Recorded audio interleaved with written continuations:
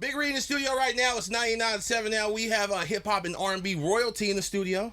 Hi. The First Lady. Hey. Miss Faith Evans. That's me. Now, I was telling you before we started doing this that we met before. And I'm mad because I never forget a face. For sure. It was like 6 years ago. It was in 2011. You were doing a show out here in the Bay Area, in Richmond, at the Craneway. You starting to remember? Outside.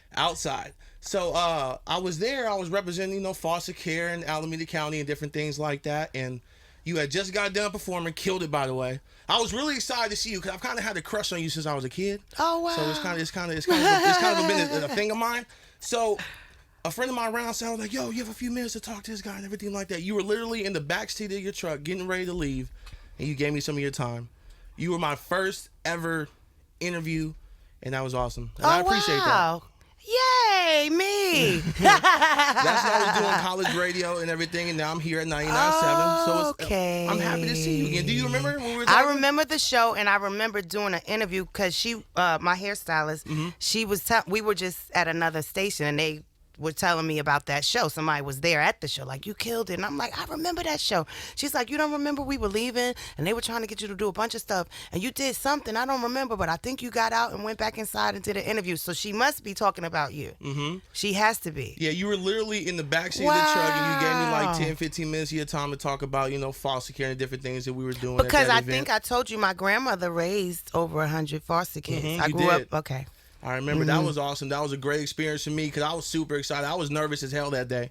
Well, I'm glad that I got to do that for you. Thank you. So I go down in your actual history. Yeah, book. absolutely. Okay. Absolutely. Now you're making history. You got this album coming out March 19th. You and Biggie. Yes. Talk to the people about it. My new project is called The King and I, and it's something that I ever since Natalie Cole put out Unforgettable, I remember telling Miss Wallace, well, one day it'll be really dope if I could do something like that. And it was just a thought. And then a few years ago, my attorney reminded me, like, hey, remember you said you want to do that album with Big? Maybe you should meet with the people who got the masters and, see if they're interested. And they were. That's awesome. And here I am. I mean, I'm very, very proud of it. Like, I never imagined how I was going to do it if I ever was able to. And from the first session, everything just kind of started coming together so seamlessly. So I'm really excited, for people to get to hear the album. It's available for pre-order now. Got the 2 singles out, one with Snoop, one with Jadakiss. And I'm just really trying to get out there and let people know it's coming. Absolutely. May 19th. Yeah. Now we heard some of the lyrics that are on there with Biggie, and then there's some stuff that's unreleased that no one's been able to hear before. Yes. I actually have a couple of songs where I use Big's reference vocals, his demos that he did when he would write for Junior Mafia and Kim. So there's like 2 or 3 songs on there where what you're hearing is Big's reference for them that you may have heard on their record with them rhyming. So, and in addition to that, the joint with Jadakiss, actually that rhyme comes from a radio freestyle that Big did. So it was never released on a record. That's dope. NYC, it's like your love letter to New York, right? Yes, sir. Now, how does it feel still? You've been doing this music for a minute. Like over 18 million records sold. That's crazy. That's awesome. I saw them dollars. Oh. But it's okay. I'm happy to be here. For sure. Absolutely. Now, on top of the album, what else do you have going on right now? Actually, April 11th, A&E Films is putting out a documentary on Big that his estate we executive produced along with A&E Films. And it's more of a personal account of, the man behind the music and not all the same stories you've heard, just kind of different funny stories that we remember about him, things that we laugh about 20 years later from people that were really close to him personally. So I'm really excited about that as well. For sure. Like that's April 11th. April 11th, A&E, right? That's dope. That's awesome. Because I know a few years ago they had the movie that came out and different things like that. So I know. So it's gonna go more in depth into the person that he was and everything that he had going on. Yeah. Are you referring to Notorious? Well, yeah. I mean, Notorious was a great film, and by all means the true accounts. But the script was based on different people's accounts of certain situations that they were there to witness with Big.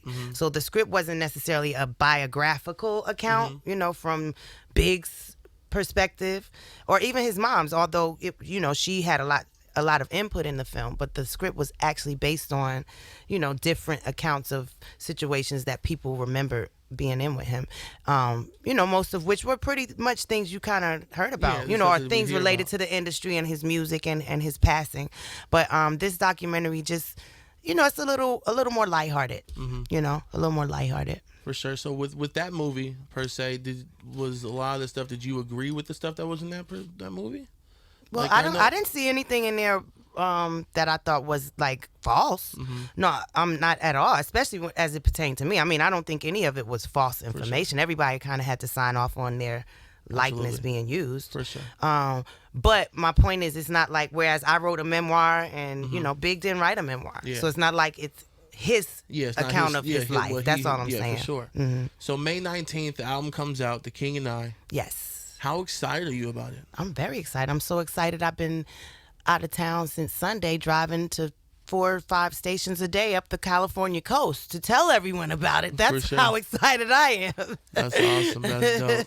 That's dope. Where are you heading to after the Bay? We are on our way to Sacramento. Sounds and fun. Then home for a day and a half and then to the East Coast. Okay.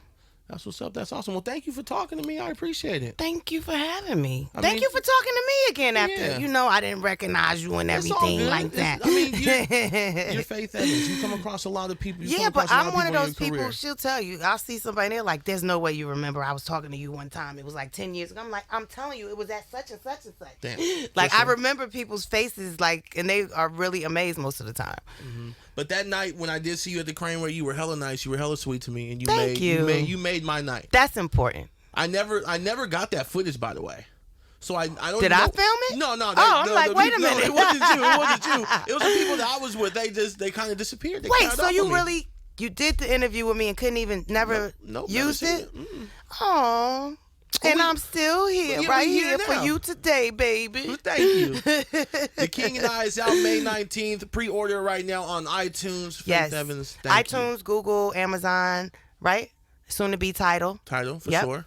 It's up for pre-order. Well, thank you for talking to me. Thank you for having me. No problem.